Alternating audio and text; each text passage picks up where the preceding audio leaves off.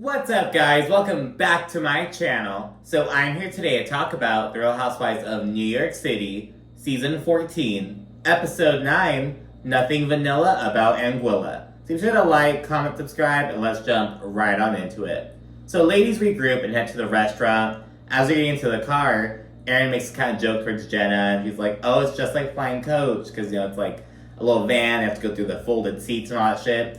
And Jenna's kind of laughing, and she's like, oh, so you should be used to it then. And I didn't hear this at first. I heard it in my second watch, and I was like, oh my god, did Jenna say that? I was like, oh shit, that's actually a really fucking good comeback. A surprisingly good comeback. When they get to the restaurant, this little lantern on the table prompts Ubah to kind of reminisce. It reminds her of, back home and, her mother growing up and everything like that. And she says that Africa is more than, what's shown on TV. It's more than just children and little bloated bellies, and she gets everyone kind of laugh. And she says that Jessel needs to help PRify Africa. Africa needs a new PR team to help kind of show how cool it is and whatnot. So kind of joking about that.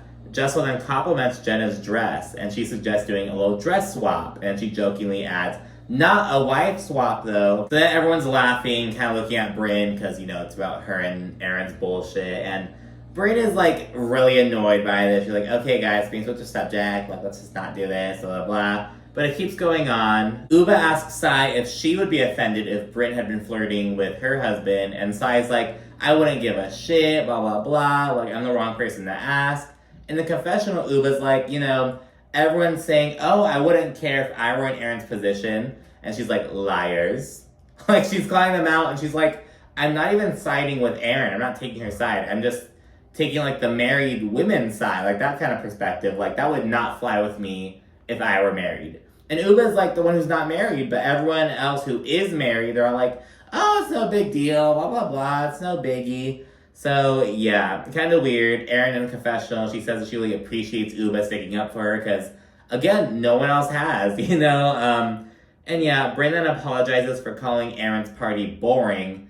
And this surprises Erin and me as a viewer, because I'm like, you're apologizing for calling it boring, but not for flirting? That's exactly what Erin says. And Brynn's like, well, it wasn't that big of a deal, blah, blah, blah. And she notes that, it was just all in good fun, but, she didn't mean any harm about that. Brynn then asks Erin to apologize for accusing her of something so awful. And Erin's like, what the fuck? So I have to apologize to you now? That's not how this works. So yeah, it's kind of weird. Brynn was just so weird in this episode, to be honest. Brynn has been weird for the past few episodes, but this one in particular, it's girl, so when they bring up the fucking, oh, not a wife swap, Brynn was immediately all butthurt, let's change the subject, me. She gets the same way later on, and it's okay, Brynn, you have all this energy and shit for, Jenna Lyons, for instance, but, the moment you get in the hot seat, where you deserve to be, frankly, you're like, no, I'm just Brynn, girl. And, in the middle of the conversation, Sai calls a waiter over and places an order.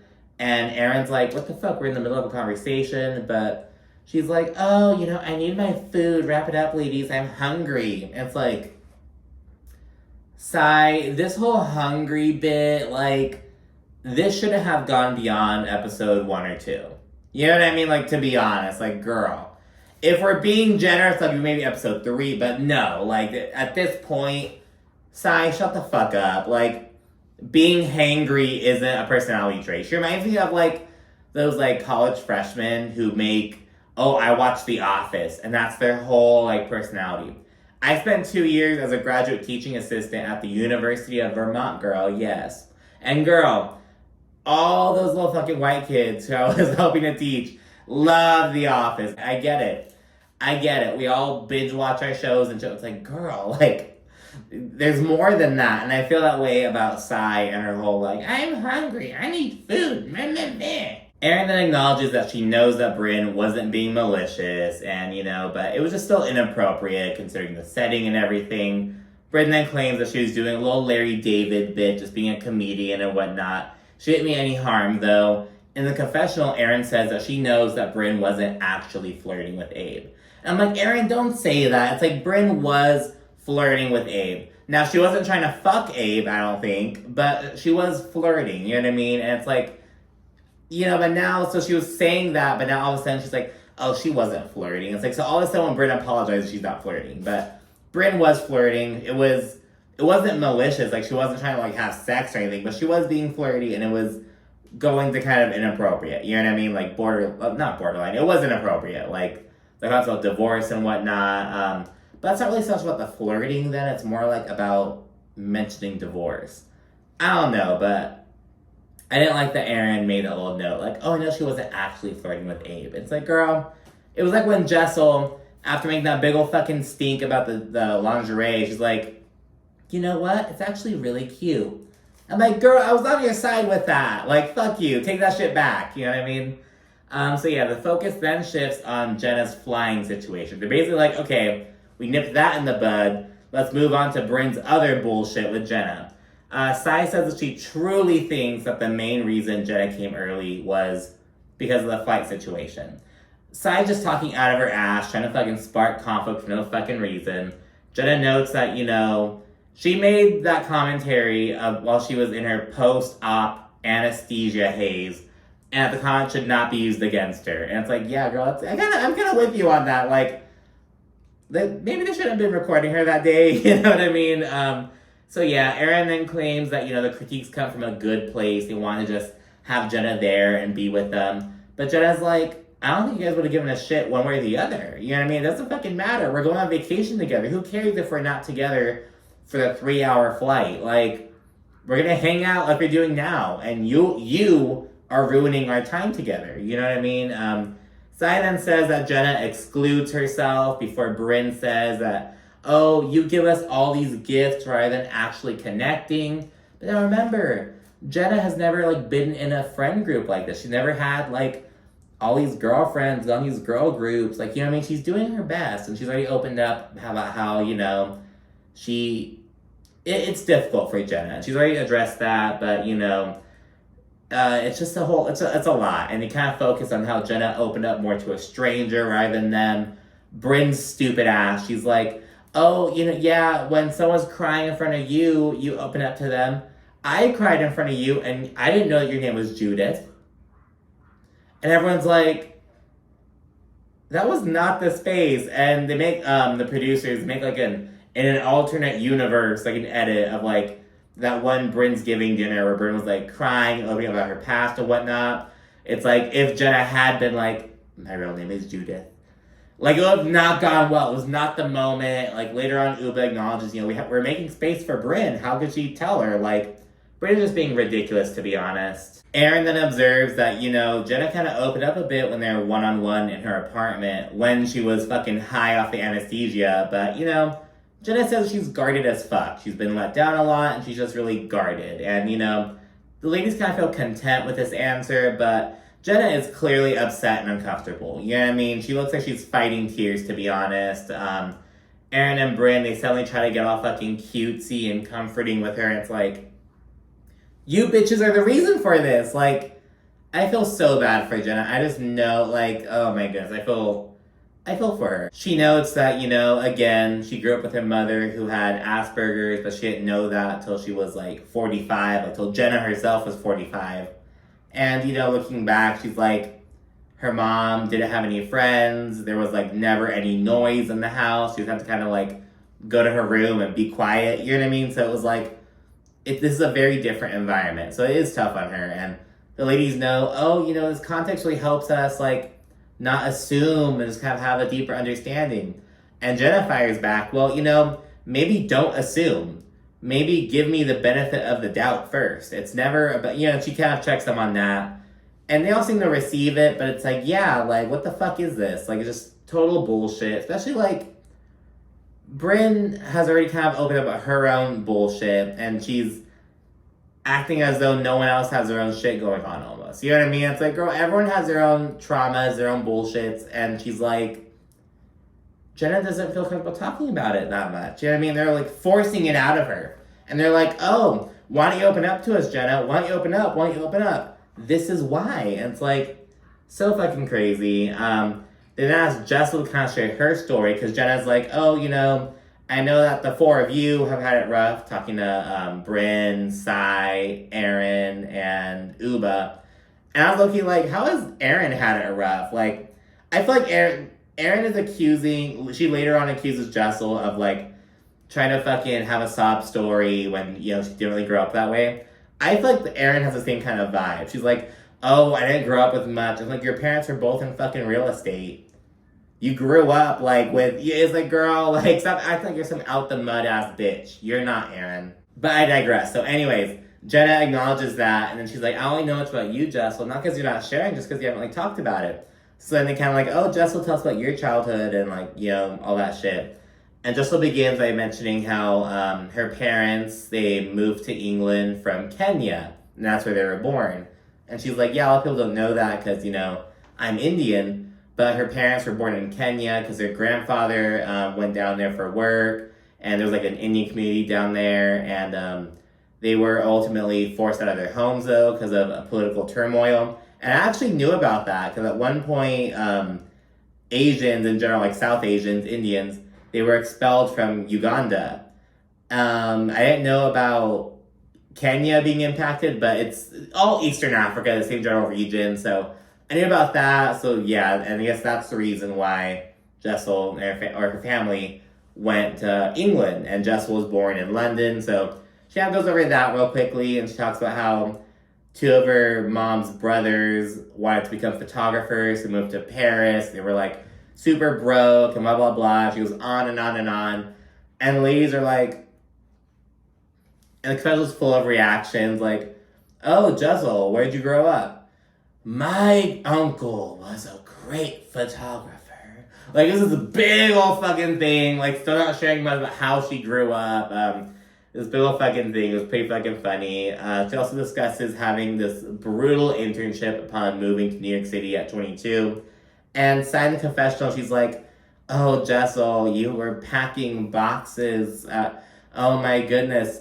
Bitch, I was selling bras for $6 at Sears. And it's like, okay, Sai, so you want people to open up to you, but the minute they do, you have to compare their shit to your own shit. Like, Sai is like a bullshit friend, to be honest. She's like not coming off well, and I know this has to be jarring for her, because again, people were kind of liking her at first on social media, blah, blah, blah, but now it's like Sai, like, doing way too much. You have to fucking get your shit straight for season 2. Jesselyn points out why, you know, she was so upset about Aaron's catered to comment. She's like, I really wasn't catered to. But Aaron's like, you don't think your parents catered to you at all? And Jessel's like, no, not at all. So, yeah, just about that. Brynn, she kind of calls Jessel the Indian Paris Hilton. That's a vibe that they all get from Jessel. At that point, Ubah, she's like, you open up, you get shit. You don't open up, you get shit. Like, you can't fucking win. And exactly, like, with Aaron, Sai, and Brynn, it's like, you know, no matter what you fucking do, they're gonna find some issue with it. So, yeah, it's a lot. They then get in the car and head back to the resort. Ubah, she recounts when she's going through TSA. They're like, oh, do you have anything else, like anything to declare? She's like, nope, just this WAP. And Jenna busts out laughing. And this is the thing, Jenna thinks Ubah is so funny. Ubah is hilarious, but I'm noticing that Jenna laughs a lot at Ubah's, like, she, you know, she laughs more with Ubah than other people, is what I'm saying. You know what I mean? And I always see Jenna's reactions. I think it's so funny. So they're laughing about that. And Erin is so confused. She's like, what's WAP? What is that? And they say wet ass pussy. And she's like, ew, that doesn't even make sense. Like, wet ass pussy? Like, what? And it's like, Erin, what? Like, butts have nothing to do with it. It's like, for emphasis. It's like, oh, like, you dumbass bitch. You're not saying that their butt's dumb. You know what I mean? You're saying that there's a really dumb bitch. Like, you know what I mean? It's like wet ass pussy. It's not nothing about butts. It's like, no, this pussy is very wet. So yeah, she's so confused. Like, she doesn't get it. She's the youngest of the group, it turns out. But yeah, she has no idea what it is. In the confessional, Jessel, she's like, Erin listens to ABBA. She's not going to know what WAP is. And that was so funny. So yeah, that's the end of day 1. So in the morning of day 2, we see a lot of little montages and whatnot. But the main focus for me was seeing Jessel and Ubah just talking shit while they're in bed because they're rooming together. And yes, it's kind of touched on what a shit show dinner it was. Jessel, she's like, if I were Jenna, I would have been throwing beef tartare at people. Like, really kind of empathizing with Jenna. Because again, like the other three ladies were just really going in on her. And yeah, Ubah says that Brynn is so ridiculous. She's like, you know, she's saying, oh, you didn't mention your name was Judith when I was crying.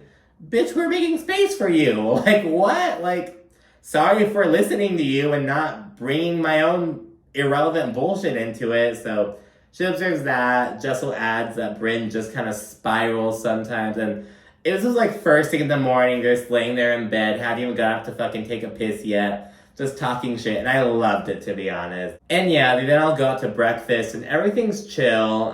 Jenna's a little meh though, but I think it's more because of like the breakup that she recently went through rather than what went down last night. And yeah, Brynn, to cheer up, she offers to show her titties. So there's that. Ubah, she flips out because there's like hair in like the bacon because it's kind of breezy out and ladies are playing with their hair. And Ubah's like, no, don't touch your hair. We're eating breakfast, blah, blah, blah. Jenna, she's kind of smiling and she recalls like when she was little and she went to the kitchen with her hairbrush and her grandma took it out and smacked her. Like, had a similar reaction to Ubah, so it seemed to remind her of that. And yeah, Jenna kind of proceeds to mention that she showers people with love because she didn't get much affection when she was growing up. And Sai has like a similar situation, and she goes on to kind of share that her mother struggled with alcoholism for a large part of her life. And she ended up passing away of a heart attack. She was like alone at the park. I don't know how old Sai was when she passed away. She didn't mention, but yeah, she talks about how, you know, she really tried to take care of her mom when she was alive. She tried her best, but there's nothing, she couldn't really do enough. And when she ended up passing away, no, she hadn't passed away yet. She had a heart attack. She was like on a ventilator and all that shit. Sai, she went in and she painted her mom's eyebrows because her mom loved her eyebrows. And the way Sai puts it, like she had zero eyebrows, none. So she painted her eyebrows on, she called her family and FaceTimed them all, and then took her off life support. So she's kind of recounting that story. It's really emotional. And afterwards, they all head to the beach. Ubah's taking a little breather. She's like, I'm gonna go take a nap. Like, I'm gonna meet up a little bit later. And I felt that 100%. I was like, yes, I'm like, let me just go lay down for like 25 minutes. Like, I will, oh my God, I love laying down for like 25 minutes. In the confessional, Jenna keeps talking about how, you know, she doesn't look like these other ladies look, and that's why she's a bit more guarded. Like, at breakfast, a lot of them were like in bikinis and shit, and Jenna was like in pants, and she's like, I haven't worn shorts since like 7th grade. It's not a big deal. And over on the side, we see Aaron and Brynn. They're kind of chit-chatting, and they're like, we should get Jessel drunk and like send pictures of Pavitt. Like, look how much fun your wife's having. Like, take her out, blah, blah, blah. And they're like, you need to fuck already. And again, it just shows like, Aaron, shut up. Like, and Aaron's husband, like, oh, if you didn't have sex with me for a year and a half, I'd be fucking other women. And it's like, okay, he's being honest about it, but it's like, maybe it's not a priority for Pavitt. Maybe he's just a blowjobs kind of guy. He's cool with that. Like, just give me some blowjobs. I'm cool. Maybe he's just like that. It's like, shit. Ubah then rejoins the group, and we see Aaron and Brynn sunning their coochies. Like, they have their bikini bottoms on. They're like spread eagle, like facing the sun and everything. And Brynn, she's talking about how like, oh, like, this is a part of yoga because, you know, our yoni energy, we shield it from the sun, so we have to make sure it gets that energy. And I was like, oh my God, it reminded me of this fucking bullshit ass thing I saw on the internet. It was like, oh, it's good to go out and sun your butthole. Like, fucking bend over and like sun your butthole. And people have to be like, no, that's not good. It's gonna fucking give you a sunburn that will never heal. Like, oh my God, just one of those little fucking wacky things. It's like, oh my God, like, shut up, girl. Like, don't be fucking advertising that bullshit. There's then a little photo shoot moment, nice and cute and whatnot. Jenna takes the photos, and she doesn't join them or anything. She doesn't get in the water as well. And she says she's kind of missing out, but she's used to it. It's not a big deal. And I'm kind of like, well, Jenna, what was the fucking point of coming out here days earlier to not do that stuff? But again, maybe she would be down to like be more open, show more skin, get in the water if the ladies hadn't fucking ambushed her the night before. Like, Jenna was showing way more skin the night when she grouped up with the ladies and versus the morning and when she's at the beach. You know, she was way more comfortable, like, feeling herself, and you can tell that Jenna's uncomfortable. You can tell by the way she's carrying herself. And it fucking sucks, it's all because of Aaron, Sai, and Brynn. Now, also, you know, when they were kind of chit-chatting about Jenna before she got there, Ubah was also kind of like, oh, Jenna can suck my dick, blah, blah, blah. I don't recall Jessel ever really bagging on Jenna, and she was also like an ear for her to kind of chat to after the fact. So yeah, I'll give Jessel a pass. Ubah, I'll give you a little pass too. Everyone else, it's like just acting like assholes to Jenna for no apparent reason. At that point, the women freshen up before going to lunch. Sai, she asks Brynn about her dating life, and she's like, you know, I was recently husband hunting, like, hardcore. She's going on, like, 3 dates a day, coffee, drinks, and dinner, just boom, boom, boom, just didn't really work out. And she wants to get her shit together. Ubah asks if she froze her eggs, and Brynn's like, no, I haven't done it. And Ubah's like, I froze my eggs. And it's like, exactly, like, that's like what, like, Brynn is still talking about freezing her eggs at this point. It's like, girl, like, girls, like, do that already by this point. You know what I mean? Like, because it's like a time kind of thing. You know what I mean? That's the whole point. It's about time. You have to fucking do that. If you're going to do it, you do it. You know what I mean? So, but yeah, she's still kind of like, I'm not sure. But she shares where she's kind of unsure, because every time she, like, goes in to, like, explore it, like, to kind of, like, get a quote, essentially, for, like, egg freezing, she said they wind up kind of pressuring her to do embryos instead, because they're like, oh, you know, embryos are easy, like, they're more, viable, like they're like, they have a higher rate of like a high success rate or whatnot. And yeah, Brynn just kind of talking about how, yeah, they educate me and I don't end up going through with it and blah, blah, blah. But everyone's so perplexed, like, girl, what do you mean they try to get you to do embryos instead? Like, what? Like, Brynn literally says that she's like, yeah, I wind up having to fucking text dudes and be like, hey, would you be down to like freeze an embryo? And it's like, oh my God, like, girl, hope it's a fucking joke. But, yeah, women are all perplexed. Erin especially, she's talking to Ubah, and she's like, Ubah, that's such a weird lie. Like, why would you say that? Like, there's no way that's true. In a confessional, she's like, I'm a girl's girl, I have tons of girlfriends, and I have never heard of that. There's no way that's true. And she winds up saying to Brynn's face, she's like, you know, I don't believe your story. And they're all like, why would Brynn lie about that? And Erin's like, no, there's like no way. And, you know, they're all like, yeah, that's kind of weird. Erin even says, like, you know, if places are really doing it to you, they should, like, get in trouble. And Ubah, they're just trying to fucking upsell you, like, at stores and everything. Like, oh, add on this, you'll love this. So they kind of do that. But yeah, it's really unprofessional. It kind of makes you question if she's even going to, like, a legitimate place. You know what I mean? It's like, that's kind of weird. Or, like, what questions lead to these interactions? I'm not sure. You know what I mean? Especially she's going to, like, different places and having the same experience. So yeah, Erin acknowledges that's fucking weird. And obviously this upsets Brynn. Brynn, who's so quick to be like, oh, Jenna lions, emphasis on lie, who's so quick to call other people out, especially Jenna. She's like, why would I lie about that, Erin? And like earlier, oh, like, can we just change the subject? She can fucking dish it but can't take it. And so afterwards, Erin apologized for using the word lie. 2 hours later, as they're back at the resort, Brynn goes to Sai and lets her know, hey, you know, I'm just not really feeling well. I think I'll sit out dinner and I think some me time and I'll be back in the game afterwards. Afterwards, Brynn goes to Erin and lets her know she's not going to dinner, but she assures her, you know, it's not because I'm mad at you, it's nothing to do with you, it's just me and whatnot. Erin claims that she really feels bad, but Brynn's like, it's okay, but I'm sensitive. And she's like, sitting on the fucking bathtub, like holding her knees and shit, like, I'm sensitive. I'm like, Brynn, get up. Like, oh my God, like, girl. Brynn and Erin have a little moment. Again, Erin says she feels bad and is glad that Brynn's upset at her. And that's where the episode ends. And so Brynn, what the fuck, dude? It's just so, like, this whole... Brynn's weird. I don't know. Brynn is fucking weird. I feel like Ubah is starting to really clock in, so I'm loving to see that.